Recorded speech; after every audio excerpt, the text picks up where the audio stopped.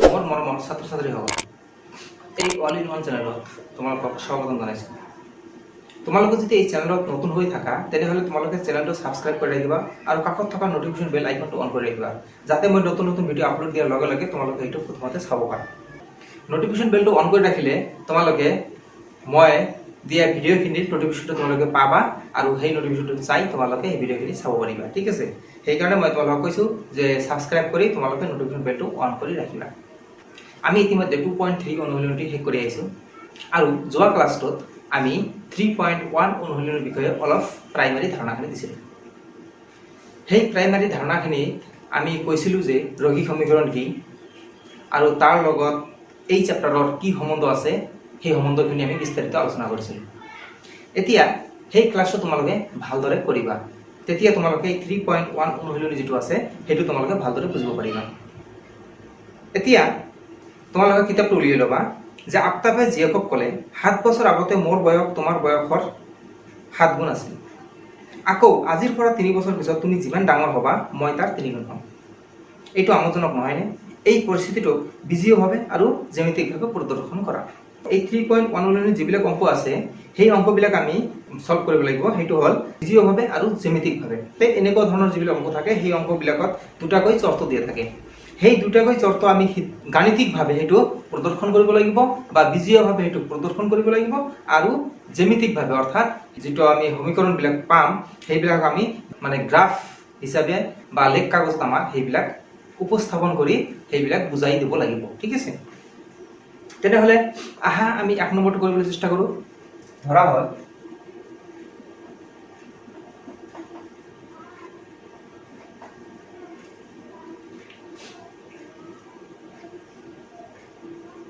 আফতাবৰ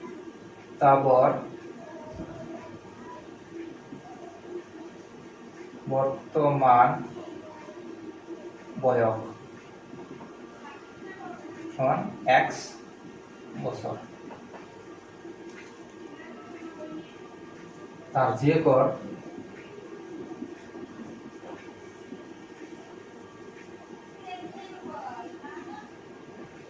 বৰ্তমান বয়স সমান y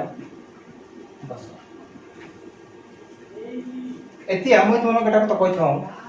যে এনেকুৱা বয়সৰ যিবিলাক অংক থাকিব এই চেপ্টাৰত সেই ধৰণৰ অংকবিলাকত মানে দেউতাক পুতেক বা দেউতাক জীয়েক বা ভাই ভনীৰ যিবিলাক অংক দিয়া থাকিব সেই অংকবিলাকত তোমালোকে বৰ্তমান বয়সটো ধৰি ল'বা। বুজিছা? এতিয়া লিখিম প্ৰথম চৰ্ত মতে। ইয়াতে মই প্ৰথম চৰ্ত মতে কিয় লিখিলো যে ইংলিছত তোমালোকে কণ্ডিশ্যন লিখিব পাৰা। ইয়াতে চোৱা এই এনেকুৱা ধৰণৰ যিবিলাক অংক থাকিব যিমান ধৰণৰ অংক থাকিব সেইবিলাক প্ৰত্যেকতে দুটাকৈ তোমালোকে চৰ্ত পাবা। ইয়াতে যেনেকুৱা প্ৰথম চৰ্ত দি আছে যে 7 বছৰ আগতে মোৰ বয়স তোমাৰ তেতিয়াৰ বয়সৰ 7 গুণ আছিল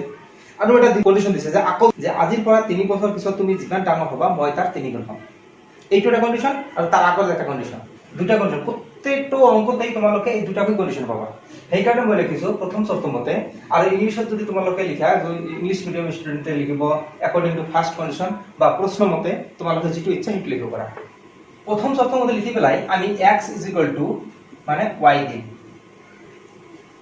বুজিব চেষ্টা কৰিবা যে প্ৰথম চৰ্ত যিবিলাক চৰ্ত দিয়া থাকিব সেই চৰ্তবিলাক তোমালোকে মনোযোগেৰে পঢ়িবা। সেইটো পঢ়ি পেলাই তোমালোকে এই মানে যিটো চৰ্ত এই চৰ্তটো তোমালোকে বনাবলৈ চেষ্টা কৰিবা। ঠিক আছে, এতিয়া কৈছে কি 7 বছৰ আগতে তাৰমানে x আৰু y থাকিবই, প্ৰতিটো অংকতে এনেকৈ চিষ্টেম থাকিব। বুজি পাইছা? এতিয়া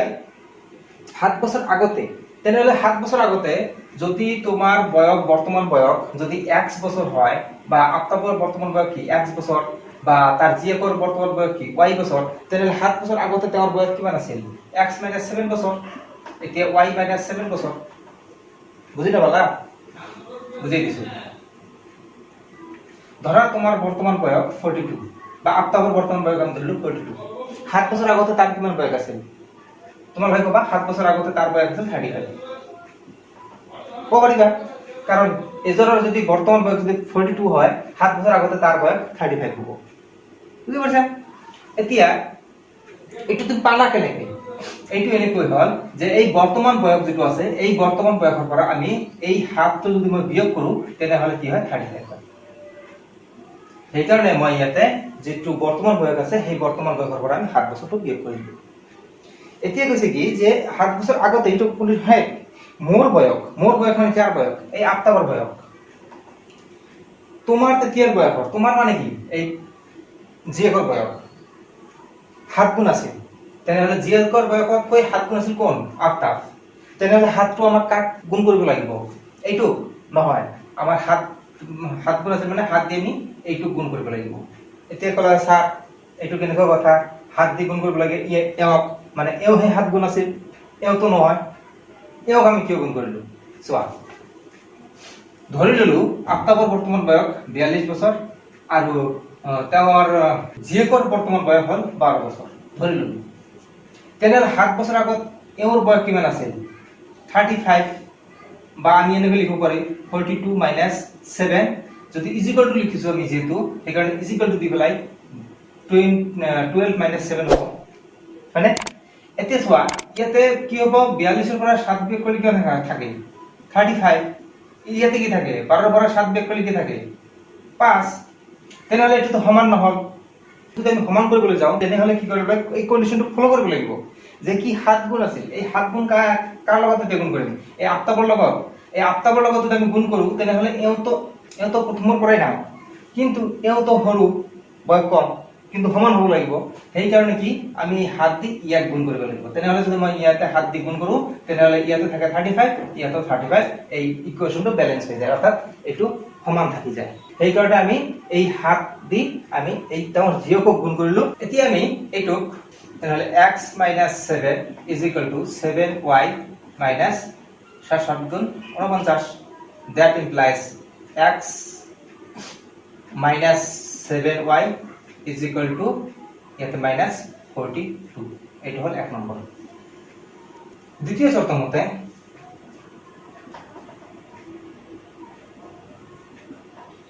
এই ক্ষেত্ৰত আমি কি কৰিম x = y লিখি পেলাই ইয়াতে কৈছে কি আকৌ আজিৰ পৰা 3 বছৰ পিছত যদি আগত মানে মাইনাস হয় তেনেহলে পিছত হলে প্লাস হ'ব তেনেহলে 3 বছৰ পিছত মানে x + 3 ইয়াতে y + 3 হ'ব 3 বছৰ পিছত তুমি যিমান ডাঙৰ হবা মই তাক 3 গুণ হম তাৰ মানে মই তাক 3 গুণ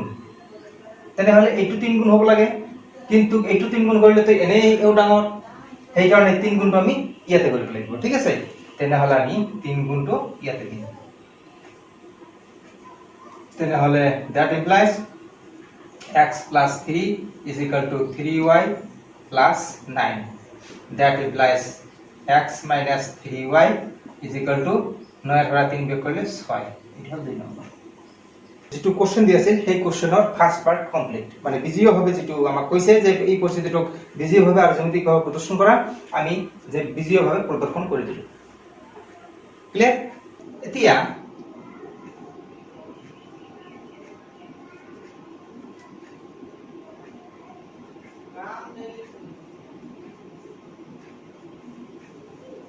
জ্যামিতিকভাৱে প্ৰদৰ্শনৰ বাবে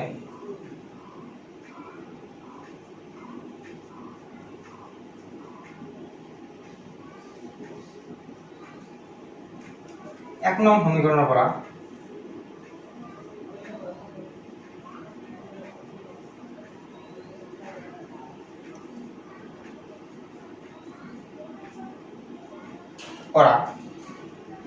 এক নং সমীকৰণটো কি আছে x - 7y = -42 আছে তেনেহলে that implies x = -42 + 7y হ'ব এতিয়া মোৰ ইয়াতে ঠাই নাই সেই কাৰণে মই এইটোক ইয়াতে দিছো তোমালোকে এইটো ইয়াতে তুলি লবা তোমালোকে তাৰ তলত তুলি লবা মোৰ ঠাই নাই কাৰণে মই ইয়াতে দিছো ঠিক আছে এতিয়া এইখিনি মই আকৌ তোমালোকক বুজাই দি আছো যে এতিয়া জ্যামিতিকভাৱে প্ৰদৰ্শনৰ বাবে মানে জ্যামিতিকভাৱে যেটো আমি প্ৰদৰ্শন কৰিম এই জ্যামিতিকভাৱে প্ৰদৰ্শন কৰাৰ বাবে আমাক কি কৰিব লাগিব মানে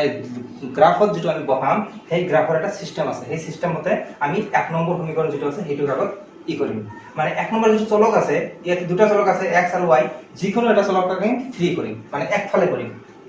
আৰু এটা চলক আৰু যিবিলাক মানে ধ্ৰুব সংখ্যা আছে সেই সংখ্যাবিলাকক আমি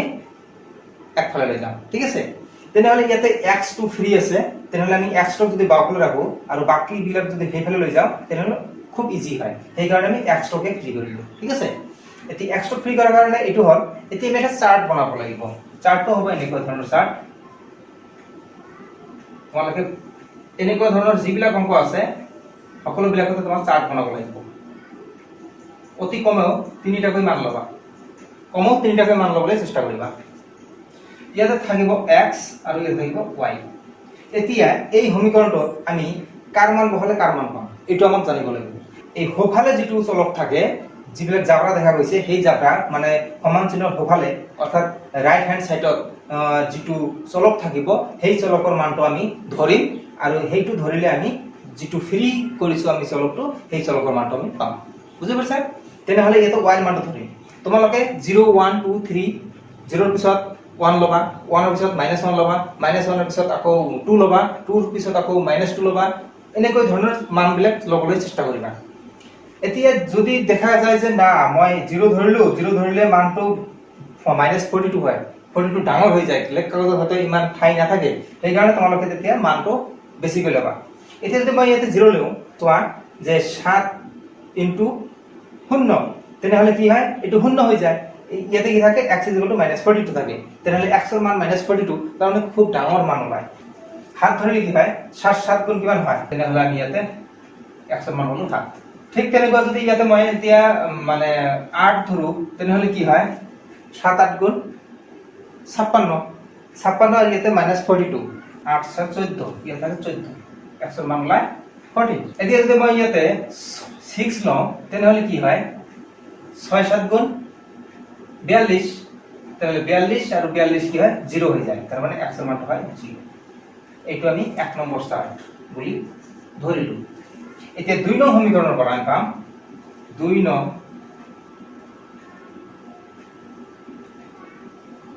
সমীকৰণৰ পৰা। এতিয়া মই তোমালোক এটা কথা কৈ থওঁ যে ইয়াতে মই যিবিলাক মান ধৰিছো, এইবিলাকে যে তোমাক ধৰিব লাগিব সেইটো কোনো কথা নহয়। তোমালোকৰ যি ইচ্ছা, তোমালোকৰ যিটো মান ধৰিলে তোমালোকে সুবিধা পাবা, তোমালোকে সেই মানটো ধৰিবা। ঠিক আছে, যিকোনো ধৰিব লাগিব, মোৰ লগত কাৰোবাৰ এনসাৰৰ লগত সেইটো নিমিলিব পাৰে, কাৰো লগত কাৰো নিমিলিব। ঠিক আছে, 2 নং সমীকৰণটো আমাৰ কি আছে, এইটো x - 3y = 6। ইয়াতে x টো অটোমেটিক ফ্ৰী আছে, তেনেহলে আমি x টোক এইফালে ৰাখিম, = 6 + 3y, এইটো আমি হেৰে ৰাখিম। এতিয়া এইটোৰ ওপৰত আমি এটা চাৰ্ট বনাম নাকি, এই সমীকৰণৰ ওপৰত এটা আমি চাৰ্ট বনাই লম। অতি কমেও 3টা মান ল'বা, ইয়াত থাকিব x, ইয়াত থাকিব y। তেনেহলে y ৰ মানটো ধৰিব লাগিব, যে যেহেতু y টো মানে সোঁফালে আছে, ৰাইট হেণ্ড সাইডত যিবিলাক থাকে সেইবিলাকক তোমালোকে এইটোৰ মান ধৰিবা। তেনেহলে y ৰ মান যদি তোমালোকে 0 ধৰা, তেনেহলে 6 + 3 * 0, তাৰ মানে কি হয় 6। আচ্ছা, এতিয়া y ৰ মানটো যদি 1 ধৰা, তেনেহলে কি হয়, 6 + 3 * 1, 3 * 1 = কিমান হয়, 3, 6 আৰু 3 9। যদি -1 ধৰা কি হয়, 6। যদি -1 ধরা হয়, তাহলে 6 - 3, তার মানে 6 - 3 = কি থাকে, 3। বাস, 3টা মান হয়ে গেল, এইটা আমি 2 নম্বৰ। এতিয়া আমাৰ এইখিনি কাম শেষ। এতিয়া আমি কি কৰিম, গ্ৰাফ কাগজত যাম। গ্ৰাফ কাগজত এই মানবিলাক আমাৰ এই তালিকাৰ পৰা মানবিলাক বহাব লাগিব। বহাই আমি দুটা লেখ পাম, সেই দুটা লেখ আমি কেতবোৰ লিখা থাকিব, সেই লিখাবোৰ আমি লিখি দিম, বাস কমপ্লিট হৈ যাব। ঠিক আছে, তেনেহলে মই তোমালোকক আকৌ এবাৰ এইটো বুজাই দি আছো, তোমালোকে এইটো বুজিবলৈ চেষ্টা কৰা। ধৰা হল আফতাবৰ বৰ্তমান বয়স x বছৰ। বয়সৰ যিবিলাক অংক থাকিব এনেকুৱা ধৰণৰ, সেই বয়সৰ অংকবিলাকক তোমালোকে মানে চকু বন্ধ কৰি তোমালোকে বৰ্তমান বয়সটো ধৰি ল'বা। তেনেহলে আফতাবৰ বৰ্তমান বয়স ধৰিলে আমি x বছৰ, আৰু তাৰ জীয়েকৰ বৰ্তমান বয়স ধৰিলে আমি y বছৰ। এতিয়া যেহেতু এই অংকবিলাকত চৰ্ত থাকে দুটা, সেইকাৰণে আমি লিখিম প্ৰথম চৰ্ত মতে। চাবা, প্ৰতিটো অংকতে তোমালোকে দুটাকৈ চৰ্ত পাবা। সেই দুটা চৰ্তৰ ভিতৰত যেটা প্ৰথম চৰ্ত থাকে, সেইটো লিখিবা তোমালোকে প্ৰথম চৰ্ত মতে। প্ৰথম চৰ্ত মতে x - 7 = 7 * y - 7। এইটো কেনেকৈ হল, তোমালোকে ভিডিওটো মানে প্লেব্যাক কৰি আকৌ দ্বিতীয়বাৰ শুনা, তেনেহলে এই যে -7 এইটো কেনেকৈ হল মই এইফালে দেখাই দিছিলো, সেইটো তোমালোকে আকৌ বুজিব পাৰিবা। x - 7 = 7 * y - 7 হল। এইটোক আমি সৰল কৰিলো, সৰল কৰাৰ পিছত x - 7y = -42 হল। এইটো 1 নম্বৰ সমীকৰণ। দ্বিতীয় চৰ্ত মতে x + 3 = 3 * y + 3 এইটো কেনেকৈ হয় তোমালোকে ভিডিওটো প্লেবেক কৰি আকৌ শুনা তেনেহলে তুমি বুজিব পাৰিবা তাত মই বুজাই দিছিলো এতি x + 3 এইটো মানে হৰণ কৰি পেলাই x - 3y = 6 পালো এইটো 2 নম্বৰ সমীকৰণ এইটো আমাৰ বিজীয় ভাৱে প্ৰদৰ্শন হৈ গল তাৰ মানে এই অংকৰ ফাৰ্স্ট পাৰ্টখিনি আমি কমপ্লিট কৰিলো এতিয়া সেকেন্ড পাৰ্টৰ কাৰণে যে কৈছে কি জ্যামিতিক ভাৱে প্ৰদৰ্শন কৰা হেইটোৰ কাৰণে আমি কি কৰিম যে এতিয়া জ্যামিতিক ভাৱে প্ৰদৰ্শনৰ বাবে 1 নং সমীকৰণৰ পৰা এই 1 নং সমীকৰণৰ পৰা আমি যিকোনো এটা চলকক ফ্ৰী কৰিম এতিয়া ইয়াতে চোৱা যে x টো অলৰেডি ফ্ৰী আছে x ৰ লগত কোনো সহগ নাই এই কাৰণে আমি x ক লৈ নাযাম বা হলে ৰাখি এই x = -42 আৰু 7y যেটো সহগ আছে হেইটো আমি হেইফালে লৈ গলো ঠিক আছে এতি এই তালিকাৰ ওপৰত ভিত্তি কৰি এই সমীকৰণৰ ওপৰত ভিত্তি কৰি আমি কি কৰিম এই তালিকাটো প্ৰস্তুত কৰিম তোমালোকে অতি কম তিনিটা মান লবা যদি চোৱা যায় যে তোমালোকে মানটো লবা 0 1 2 3 -1 -2 -3 এনেকৈ মানবিলাক লবলৈ চেষ্টা কৰিবা যদি দেখা যায় যে ইয়াতে 0 যদি লও তেনেহলে কি হয় 7 * 0 মানে 0 কি থাকে x মান কি -42 খুব ডাঙৰ মান ওলাই এই ডাঙৰ মানটো আমি গ্ৰাফ কাগজত এটো বহুবলৈ অলপ প্ৰবলেম পাব পাৰো সেই কাৰণে আমি কি কৰিলো এই 0 টো নধৰিলো কাৰণ ডাঙৰ এনেকুৱা মান ধৰিম যাতে মানবিলাক সৰু সৰু পোৱা যায় যাতে গ্ৰাফ কাগজত বহাতে সুবিধা হয় সেই কাৰণে আমি কি কৰিলো যে ইয়াতে 7 বহালো ইয়াতে 7 বহালে কি হয় যে 7 * 7 = কিমান হয় 49 + 49 আৰু -42 + 7 এই কাৰণে x ৰ মান কি +7 পালো এটা যদি 8 বহাও 7 8 গুণ 56 -42 56 ৰ পৰা যদি মই 42 বিয়োগ কৰো তেনে থাকে 14 তাৰ পিছত মই বহালো 6 বহালে কি হয় 7 6 গুণ কিমান হয় 42 ইয়াতে +42 আৰু ইয়াতে -42 তেনেহলে x ৰ মান কি হলাই 0 খুবই সিম্পল এই মানবিলাক তোমালোকে বহাওতে অলপ সাবধান থাকিব লাগে যে y ৰ মানটো যেটো হয় তোমালোকে এইটো যদি প্ৰবলেম ফেস কৰা যদি মনে মনে কৰিব নোৱাৰা তেনে তোমালোকে ৰাইট সাইডত এইটো টান দি তোমালোকে এই মানটো বহাই সৰল কৰি চাবা বুজি পাইছা এটো হৈ গল এতিয়া 2 নং সমীকৰণৰ পৰা আমি কি পাও x - 3y = 6 x = 6 + 3y এতিয়া এতে y ৰ মান ধৰিম y ৰ মান যদি 0 ধৰো তেনেহলে 6 + 3 * 0 মানে অলৰেডি x ৰ মান 6 ওলাই যদি 1 ধৰো 6 + 3 = কি হয় 9 তেনেহলে যদি -1 ধৰো 3 * -1 তার মানে কি -3 6 - 3 = কি হয় 3 হয় তেনেহলে আমি এই x ৰ মান 3টা পালো y ৰ মান 3টা পালো এতিয়া এইটুক আমি কি কৰিম 2 নম্বৰ তালিকা ভাবিম 2 নম্বৰ নাম দিম এতিয়া এই 1 নং তালিকা আৰ 2 নং তালিকাত যিবিলাক আমি মান পালো সেই মানবোৰ আমি গ্ৰাফ কাগজত বহাবলৈ চেষ্টা কৰিম এই গ্ৰাফ কাগজত যদি আমি বহুৱাও হেইটো বহুৱালে আমাৰ জ্যামিতিকভাৱে যেটো প্ৰদৰ্শন কৰা কথা আছিল হেইটো হৈ যাব এতিয়া গ্ৰাফ কাগজত কেনেকৈ বহুৱাও এটো চাও আহা এতিয়া চোৱা আমি যদি জ্যামিতিকভাৱে প্ৰদৰ্শন কৰিবলৈ যাওঁ তেনেহলে আমাৰ কি কি বস্তু লাগিব এটা লাগিব স্কেল এটা লাগিব কাট পেন্সিল আৰু এটা লাগিব শাৰ্পনাৰ এই শাৰ্পনাৰ দি আমি কাট পেন্সিলটো চকা কৰিব লাগিব মানে এইটো জঙা কৰি লবা এই মূৰটো যেটো আছে নহয় এই মূৰটো তোমালোকে জঙা কৰি লবা এই মূৰটো জঙা নকৰিলে গ্ৰাফত মানে বহুবলৈ অসুবিধা হ'ব আৰু এটা মানে ইৰেজাৰ লৈ লবা যাতে তোমালোকৰ সুবিধা হয় ইৰেজাৰ দি আমি মুছিব পাৰি ঠিক আছে তেতিয়াহলে আমি প্ৰথমতে কৰিম কি যে ইয়াতে দুটা অক্ষ লম x অক্ষ আৰু y অক্ষ x ড্যাশ আৰু y ড্যাশ তোমালোকে এটা ক্লাস 9 ত পাইছিলা মই তোমালোকে এটা আকৌ দেখাই দি আছো যে তোমালোকে এটো আঁচ টানি দিবা ইয়াতে কাট পিনেৰে দাড়ি দিলে তোমালোকে এটো বুজিব পাৰা নে নাই বুজা যায় ঠিক আছে তাৰ পিছত এনেকৈ এটা লম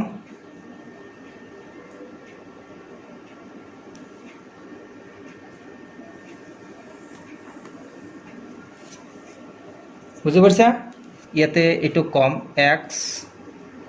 ইয়াতে মধ্যত থাকিব o ইয়াতে থাকিব x ড্যাশ উপৰত থাকিব y o এটো থাকিব y ড্যাশ ইয়াতে জঙা চিন এরো চিন ইয়াতে এরো চিন আৰু ইয়াতে এরো চিন এইবিলাক থাকিব লম ঠিক আছে এতিয়া সোয়া আমি যিবিলাক আমি মান পাইছিলো সেই মানবিলাক আমি ইয়াতে বহাম 1 নং সমীকৰণ তোমালোকে খাতাত হেতু চাই লোৱা যে 1 নং সমীকৰণত মানে 1 নং সমীকৰণৰ পৰা যেটো আমি তালিকা পাইছিলো সেই তালিকা অনুসাৰে আমি x ৰ মান পাইছিলো 7 y ৰ মান পাইছিলো 7 ঠিক আছে তেনেহলে x ৰ মান 7 আৰু y ৰ মান 7 ইয়াৰ পৰা আমি কাউন্টিং কৰিম x ৰ মান 7 y ৰ মান 7 না ইয়াৰ পৰা কাউন্টিং কৰিম এই 0 ৰ পৰা তাৰ মানে 7 + 7 আৰু ৱাইৰ মানো +7 তেনেহ'লে এক্সৰ পিনে যাম আমি এই মানবিলাক আমি ক্লাছ 9ত কেনেকৈ বহাব লাগে সেইবিলাক আমি অলৰেডি শিকি আহিছোঁ সেইকাৰণে মই ইয়াত ডিটেইলছ কৈ নিদিম মই অকল তোমালোকক এইটো কৈ আছোঁ যে কেনেকৈ মানবিলাক মানে আমি ইয়াতে পুট কৰি মানে সেইটো সলভ কৰিব পাৰি আমি সেইটোহে বস্তুখিনি বুজিম ঠিক আছে ইয়াতে এক্সৰ মান 7 আৰু ৱাইৰ মান 7 তেনে এক্সৰ মান 7 1 2 3 4 5 6 7 এক্সৰ মান 7 ৱাইৰ মানো 7 +7 গ'লে ওপৰফালে যাব লাগিব না তেনেহ'লে +7 এই পইণ্টটো এই যে যিটো পইণ্ট ওলায় তোমালোকক মই দেখাই দিছোঁ এই যে যিটো পইণ্ট ওলায় মানে এক্সৰ মান 7 মানে এইফালৰ পৰা যদি মই 7 গুণো এক্সৰ মান 7 গুণিলোঁ এইফালৰ পৰা মই 7 কাউণ্টিং কৰিলোঁ তাৰপিছত ৱাইৰ মান 7 +7 ওপৰৰ ফালে হয় প্লাছ মানে এই যে ৱাই ডেছ যিফালে আছে সেইটো মাইনাছ মানে এক্স ডেছ যিফালে আছে সেইটো মাইনাছ আৰু ৱাই আৰু এক্স যিটো আছে সেইটো প্লাছৰ ভেলু যদি প্লাছ হয় আমি এক্সৰ ফালে যাব লাগিব যদি মাইনাছৰ মান হয় তেনেহ'লে আমি ডেছৰ ফালে আহিব লাগিব ঠিক তেনেকুৱা যদি ৱাইৰ মানটো যদি আমি পজিটিভ ওলায় তাৰমানে প্লাছ ভেলু ওলায় যদি +7 বা +8 যদি ওলায় তেনেহ'লে আমি ওপৰফালে যাব লাগিব আৰু যদি মাইনাছৰ কোনো মান ওলায় যেনে -1 -2 তেনেহ'লে আমি তলফালে আহিব লাগিব কাৰণ ইয়াতে ৱাই ডেছ আছে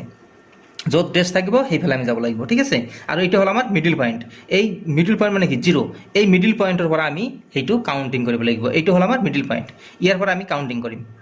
ভেলুবিলাক যে পুট কৰিম তেনেহ'লে এক্সৰ মান আমি 7 পালোঁ এই 7 বহালোঁ আৰু তাৰপিছত কি ৱাইৰ মান কি আছে 7 এইফালে আমি গ'লোঁ 7 তেনেহ'লে এই যে যিটো পইণ্ট পালোঁ আমি এই পইণ্টটোক আমি এইটো এনেকৈ গোল এটা চিন দি ল'ম বুজি পাইছা তাৰপিছত আছে এক্সৰ মান 14 আৰু ৱাইৰ মান 8 তেনেহ'লে এক্সৰ মান যদি 14 হয় ইয়াতে 14 কাউণ্টিং কৰা এই 5 10 15 এইটো হ'ল 14 হ'লে কি হয় ৱাইৰ মান কি হয় 8 তেনেহ'লে 8 কাউণ্টিং কৰা ইয়াতে 5 6 7 8 এইটো ওলায় তেনেহ'লে এইটোক মই এনেকৈ গোল চিন দিলোঁ তোমালোকে এনেকৈ দিবা তাৰপিছত আছে 0 আৰু 6 এক্সৰ মান যদি 0 হয় তাৰমানে এক্সৰ মান 0 মানে আমি 0 মানে এইটো হ'ল এক্সৰ মানো 0 ৱাইৰ মানো 0 এই পইণ্টত ঠিক আছে তেনেহ'লে 0 আৰু ৱাইৰ মান কি আছে মানে 6 তেনেহ'লে 6 আমি ক'ৰ ফালে যাম ওপৰ ফালে যাম 1 এই যে 5 আৰু এই ইয়াতে 6 তাৰমানে 1 ঘৰ = 1 একক ঠিক আছে তোমালোকে এইটো বুজি ল'বা মই পিছত কৈ দিম তেনেহ'লে এই যে যিটো আমি তিনিটা পইণ্ট পালোঁ এই তিনিটা পইণ্ট আমি কি কৰিম এতিয়া এই স্কেলেৰে আমি এইটো লক লগাই দিম খুব সাৱধানে যাতে তিনিওটা একে পজিশ্যনত থাকে তেনেহ'লে এই যে যিটো গ্ৰাফ পোৱা গ'ল এইটোক আমি ধৰা এ আৰু বি নাম দিলোঁ ঠিক আছে তাৰপিছত এতিয়া 2 নং তালিকাৰ যিটো মান আছে সেইটো বহাম যে এক্সৰ মান 6 ৱাইৰ মান 0 এক্সৰ মান আছে কি 6 তেনেহ'লে এক্সৰ মান হ'ল 6 5 6 ৱাইৰ মান 0 তাৰ মানে কি ইয়াতে থাকিব ৱাইৰ মানটো সকলো সময়তে 0 থাকিলে এক্সৰ ওপৰতে থাকে তাৰপিছত আছে 9 আৰু 1 এক্সৰ মান 9 মানে কি এইফালে যাব লাগিব তাৰমানে এই যে 9 আৰু ৱাইৰ মানটো কি আছে 1 তেনেহ'লে ৱাইৰ মানটো এইফালে 1 আগবাঢ়িব এইটো হ'ব পইণ্ট তাৰপিছত 3 আৰু -1 এক্সৰ মান 3 আৰু ৱাইৰ মান -1 এক্সৰ মান 3 ইয়াতে এক্সৰ মান 1 2 3 আৰু ইয়াৰ মান কি -1 এই পইণ্টটো হ'ব ৱাইৰ মানটো -1 এইটো হ'ব তেনেহ'লে আমি এই বিন্দুবিলাক একেলগে লগাই দিম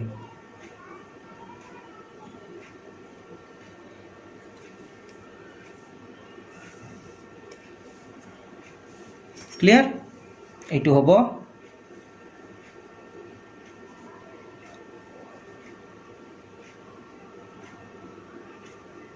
সি আৰু ডি ক্লিয়াৰ চোৱা আমি যিবিলাক মান পুট কৰিলোঁ এইটো কিন্তু নহয় দেই এই 0টো কিন্তু নহয় এই 0টো হ'ল তোমাৰ আগৰ যিটো 0 আছিল মানে এক্স অ' এক্স ডেছ এইটো 0 নহয় তোমালোকৰ ভেলু হ'ল এই তিনিটা এইটো বুজি পাইছা তোমালোকে ভিডিঅ'ত বাৰে বাৰে চোৱা প্লেবেক কৰি চোৱা তোমালোকে এইটো বুজিব পাৰিবা যে এইটো আগৰ অ' যিটো আছিল সেইটো তেনেহ'লে আমাৰ গ্ৰাফত সেইটো বহুৱা শেষ এতিয়া গ্ৰাফত বহুৱা শেষ হোৱাৰ পিছত তোমালোকৰ এটা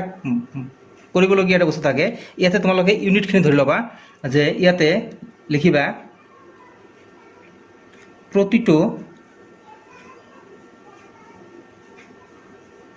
সৰু বৰ্গৰ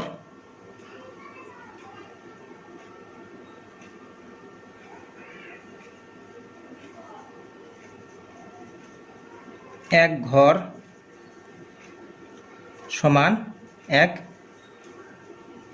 একক। তোমালোকে এই বস্তুখিনি ইয়াতে লিখি দিয়া, প্ৰতিটো সৰু বৰ্গৰ এক ঘৰ সমান সমান এক একক, এই বস্তুখিনি লিখিব লাগিব। তেতিয়াহে মানে যি খাতা দেখিব সি মানে চাব যে তুমি এক ঘৰ হিচাপে লৈছা, তেতিয়া তোমাৰ গ্ৰাফখিনি অ'কে কাৰেক্ট আছে। আৰু তোমালোকে এইবিলাক চিন দিব পাৰা যে এইটো হ'ল এক্স আৰু এইফালে তোমালোকে এইটো চিন দিব পাৰা এইটো হ'ল ৱাই, এইটো এক্স অক্ষ এইটো ৱাই অক্ষ, তোমালোকে এনেকৈ দিব পাৰা, সেইটো নিদিলেও কোনো প্ৰব্লেম নাই। কিন্তু তোমাৰ এই বস্তুখিনি তুমি দিব লাগিব, প্ৰতিটো সৰু বৰ্গৰ এক ঘৰ সমান সমান এক একক, এইখিনি তোমাৰ দিব লাগিব। এতিয়া আমাৰ এইখিনি বখুৱা শেষ হৈ গ'ল। এতিয়া আমাৰ মেইন পাৰ্ট থাকিব এই পাৰ্টখিনিত, এই বস্তুখিনিত আমাৰ কিবা কিবি লিখিব লাগিব। এতিয়া এই বস্তুখিনি যে কিবা কিবি লিখিম, এতিয়া গ্ৰাফৰ লগত মোৰ ইয়াতে ঠাই দিছে কাৰণে মই লিখিলোঁ। তোমালোকে কি কৰিবা যে তোমাৰ যিটো মানে যিটো মই তোমালোকক যে লিখি দিলোঁ, যে তোমালোকে তুলি ল'লা বস্তুখিনি, মানে অংকটো যে তুলিলা, সেই অংকৰ তলতে তোমালোকে এই বস্তুখিনি লিখিবা, এক্স অ' এক্স ডেছ আৰু ৱাই অ' ৱাই ডেছ দুডাল অক্ষ লোৱা হ'ল আৰু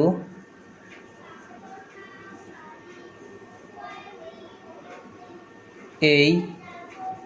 অক্ষ দুডালে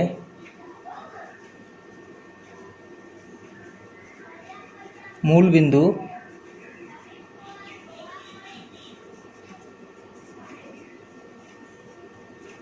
অ'ত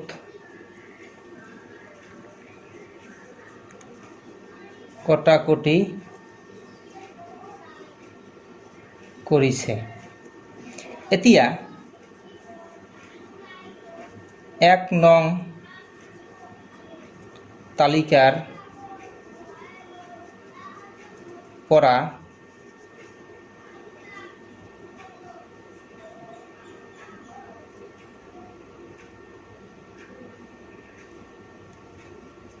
(7,7) ব্ৰেকেট 14,8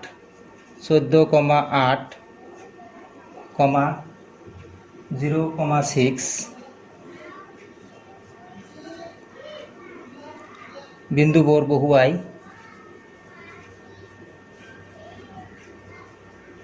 লেখ কাগজত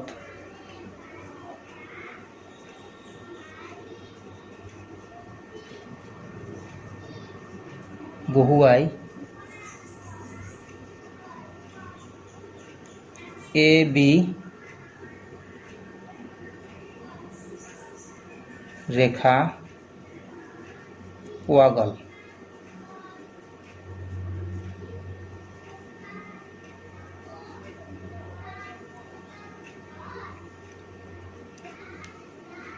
আৰু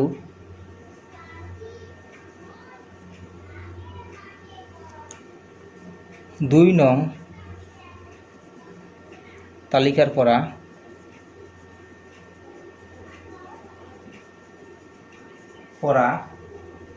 6,0 9,1 3,-1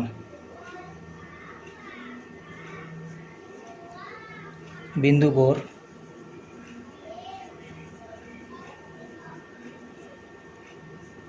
লেখ কাগজত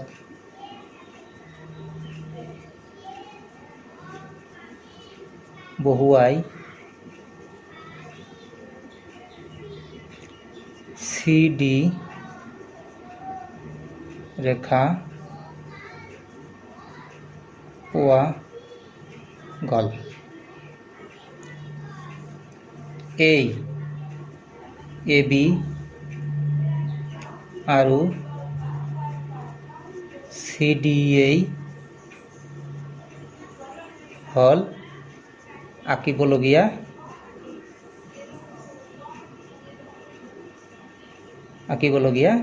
লেখ। বাছ এইখিনি, এই বস্তুখিনি তোমালোকৰ